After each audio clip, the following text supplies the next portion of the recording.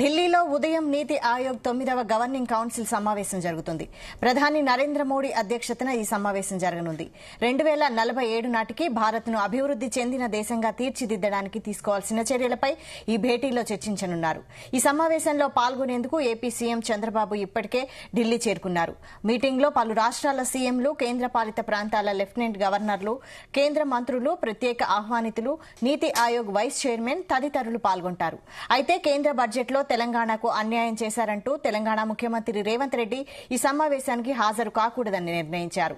అదే క్రమంలో కర్ణాటక, తమిళనాడు, కేరళ, హిమాచల్ ప్రదేశ్ రాష్ట్రాల సీఎంలు ఈ భేటీకి రాబోమని ప్రకటించారు.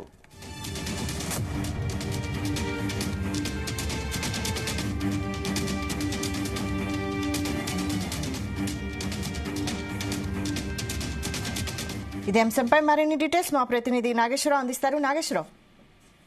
Good morning Vaishali. ఏదైతే భారతదేశం అభివృద్ధి చెందటం కోసం వికసిత్ భారత్ గా భారతదేశం ప్రపంచంలోనే వికసిత్ భారత్ గా ఉండేందుకు కూడా పెట్టిన నీతి ఆయోగ్ పాలక మండలి సమావేశం నేడు జరగనున్నది. వికసిత్ భారత్ 2047కి ప్రపంచంలోనే భారతదేశం నెంబర్ 1 పొజిషన్ లో ఉండేందుకు కూడా పెడుతున్న నీతి ఆయోగ్ పాలక మండలి సమావేశం నేడు ప్రారంభం కానుంది. అయితే దీనికి సంబంధించి ఇప్పటికే చంద్రబాబు నాయుడు రాత్రి ఢిల్లీ చేరుకోగా మంత్రులు ఏదైతే ఆంధ్రప్రదేశ్ ఎంపీలకు చెందిన ఎంపీలందరితో కూడా రాత్రి విందు చేశారు. అనంతరం కూడా నీతి ఆయోగ్ సంబంధించి ఆంధ్రప్రదేశ్ తరఫున గానీ దేశం తరఫున గానీ మాట్లాడాల్సిన అంశం గురించి ఆంధ్రప్రదేశ్ కు సంబంధించిన ఎంపీలతో కూడా సమావేశమయ్యారు. అనంతరం కూడా నేడు ఈ సమావేశానికి హాజరు కానున్నారు. ప్రధాని మోదీ అధ్యక్షతన శనివారం రాష్ట్రపతి భవన్ సాంస్కృతిక కేంద్రంలో ఈ సమావేశం జరగనుంది. భారత్ ను అభివృద్ధి చెందిన దేశంగా మార్చడంపై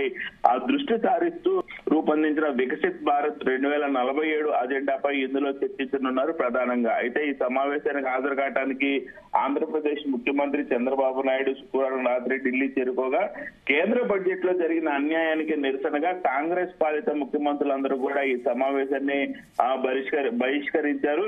అయితే ముఖ్యంగా తెలంగాణ ముఖ్యమంత్రి రేవంత్ రెడ్డితో పాటు కర్ణాటక, హిమాచల్ ప్రదేశ్ సీఎంలు సిద్దరామయ్య, సుఖ్వీందర్ సింగ్, అలాగే సుఖబాయి ఇందులో పాల్గొనటం లేదు. మరోవైపు తమిళనాడు ముఖ్యమంత్రి M K Stalin, Kerala CM Pinarayi Vijayan, Punjab CM Bhagwant Mann ఈ సమావేశానికి దూరంగా ఉండనున్నట్లు ఇప్పటికే ప్రకటించారు. అయితే ముఖ్యంగా చూసుకుంటే కేంద్ర రాష్ట్ర ప్రభుత్వాల సంబంధాల బలోపేతంపై కూడా ఈ సమావేశంలో ప్రధానంగా చర్చ జరగనుంది. ఈ ఒక రకంగా నీతి ఆయోగ్ సమావేశం కూడా దాదాపుగా ఇప్పటికీ ప్రధానిగా నరేంద్ర మోడీ చేపట్టినప్పటి నుంచి కూడా నీతి ఆయోగ్ మీద ప్రధానంగా ఆధారపడింది. ప్రతి రాష్ట్రం కూడా అభివృద్ధి దిశలో ప్రయాణించేందుకు ఈ నీతి ఆయోగ్ సమావేశం ప్రత్యేకంగా ఉపయోగపడుతుంది. ఆ రాష్ట్రానికి సంబంధించిన ఏవైతే కార్యక్రమాలు ఉన్నాయో అవి దేశవ్యాప్తంగా కూడా దేశానికి కూడా ఉపయోగపడే ఉండే ప్రతి ఒక్క కార్యక్రమాన్ని కూడా ఇందులో పొందుపరిచే అంశం మీద చర్చిస్తారు. ఈ నేపథ్యంలోనే కేంద్ర రాష్ట్ర ప్రభుత్వాలు రెండు సంబంధాలు కూడా బలోపేతం కూడా అయ్యే విధంగా ఈ సమావేశం ఉంటుంది. దీనిపై ప్రధానంగా చర్చ కూడా ఉంటుంది. అయితే వికసిత్ భారత్ 2047 విజన్ డాక్యుమెంట్ తయారు చేసేందుకు రూపొందించిన అప్రోచ్ పేపర్ పై ఈ సమావేశంలో ప్రధానంగా నరేంద్ర మోడీ చర్చించనున్నారు. పరిపాలనలో ప్రజలు భాగస్వామ్యం, కేంద్ర రాష్ట్ర ప్రభుత్వాల మధ్య సంబంధాలు మరింత మెరుగుపరిచే అంశంపై ఇందులో ప్రధానంగా దృష్టి సారించే అవకాశం ఉంది.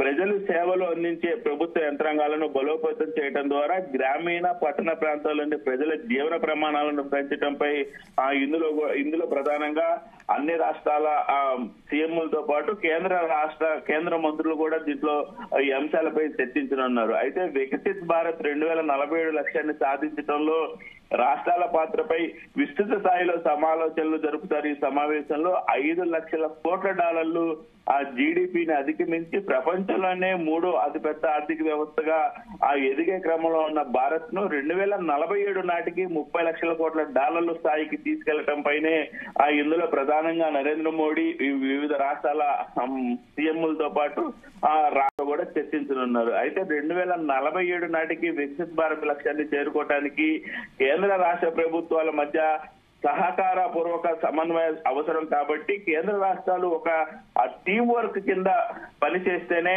ఈ అవకాశం గాని ఇలాంటి మార్గసూచిక తయారు చేయడంలో గాని సమాలోచనలు చేయవచ్చు అనేది మొదటి నుంచి కూడా ప్రధాని మోడీ దీని మీద వివరిస్తా ఉన్నారు. అలాగే ఈ పాలక మండలి సమావేశంలో 2023 డిసెంబర్ 27 నుంచి 29 తేదీల్లో జరిగిన ప్రభుత్వ ప్రధాన కార్యదర్శుల 3వ సమావేశంలో చేసిన సిఫారసుల పైన కూడా దృష్టి సారించనున్నారు. అలాగే ప్రజల జీవనాన్ని సులభతరం చేసేందుకు ప్రభుత్వాలు నాణ్యమైన తాగునీరు, విద్యుత్తు, వైద్యం, పాఠశాల విద్యకు అందించడం, అలాగే భూములు, ఆస్తుల రికార్డులు భద్రపరచడంపై రాష్ట్ర ప్రభుత్వ ప్రధాన కార్యదర్శులు సిఫారసులు చేయనున్నారు. అందువల్ల అందుబాటులో నాణ్యమైన ధరల్లో గాని, నమ్మకమైన విద్యుత్ కానీ, తగిన పరిమాణంలో నాణ్యమైన నీరు, తక్కువ ధరల్లో నాణ్యమైన వైద్య సేవలు అందుబాటులో పాఠశాలలు ఉంచేందుకు ఏం చేయాలన్న దానిపై ఇందులో ప్రధానంగా చర్చించనున్నారు. దీనికి తోడు సైబర్ సెక్యూరిటీ, ఆకాంక్షిత జిల్లాలు, మండలాలు పథకం కింద నీరు, రాష్ట్ర ప్రభుత్వ పాత్ర, పరిపాలనలో కృత్రిమ మేధస్సు వినియోగం పైన కూడా ప్రధానంగా చర్చించనున్నారు. శనివారం నాడు జరగనున్న ఈ నీతి ఆయోగ్ పాలక మండలి సమావేశంలో అన్ని రాష్ట్రాల ముఖ్యమంత్రులతో పాటు లెఫ్టినెంట్ గవర్నర్లు కూడా పాల్గొనున్నారు ప్రత్యేక రాష్ట్రాలకు సంబంధించి. అయితే కేంద్ర మంత్రులు ప్రత్యేక ఆహ్వానితులు కాగా ఈ నీతి ఆయోగ్ సమావేశంలో నీతి ఆయోగ్ ఉపాధ్యక్షుడు, ఇతర సభ్యులు కూడా పాల్గొనున్నారు. అయితే ప్రధానంగా చూసుకుంటే మాత్రం కేంద్ర బడ్జెట్ లో కొన్ని రాష్ట్రాలపై వివక్ష చూపించారని, ఇదే అంశాన్ని నీతి ఆయోగ్ సమావేశంలో లేవనెత్తారని పశ్చిమ బెంగాల్ సీఎం మమతా బెనర్జీ ఇప్పటికే పేర్కొనగా ఆ నీతి ఆయోగ్ రద్దు చేసి దాని స్థానంలో ప్రణాళిక మిషన్ పునరుద్ధరించాలని ఆమె ఇప్పటికే డిమాండ్ చేశారు. ఈ మేరకు ఆమె మీడియా సమావేశం కూడా పెట్టి ఈ విషయాన్ని వెల్లడించిన నేపథ్యంలో దీనిపై పెద్ద చర్చ జరుగుతుంది. అలాగే ఢిల్లీలో ఆమె ఈ మేరకు విలేకరుల సమావేశంతో మాట్లాడుతూ బడ్జెట్ లో విపక్ష పాలిత రాష్ట్రాలపై చూపిన వివక్ష, బెంగాల్ పొరుగు రాష్ట్రాలను విభజించేందుకు జరుగుతున్న కుట్రపై నీతి ఆయోగ్ సమావేశంలో నిరసన వ్యక్తం చేస్తారని ఆమె తెలిపారు. ఏడాదికి ఒకసారి మొక్కుబడిగా సమావేశాలు నిర్వహించడం తప్ప నీతి ఆయోగ్ వల్ల ఎలాంటి ఆర్థిక అధికారాలు గాని దీని వల్ల ఎలాంటి ఉపయోగం లేదని, దీన్ని రద్దు చేసి ప్రణాళిక కమిషన్ మళ్ళీ తీసుకురావాలని మమతా బెనర్జీ ఇప్పటికే ప్రకటించి దీనికి సంబంధించి కూడా నేడు జరగనున్న నీతి ఆయోగ్ సమావేశానికి హాజరై ఈ సమావేశంలో వీటన్నింటి గురించి అయితే క్షుణ్ణంగా అడుగుతానని తెలిపింది Vaishali. Right, thank you Nageswararao.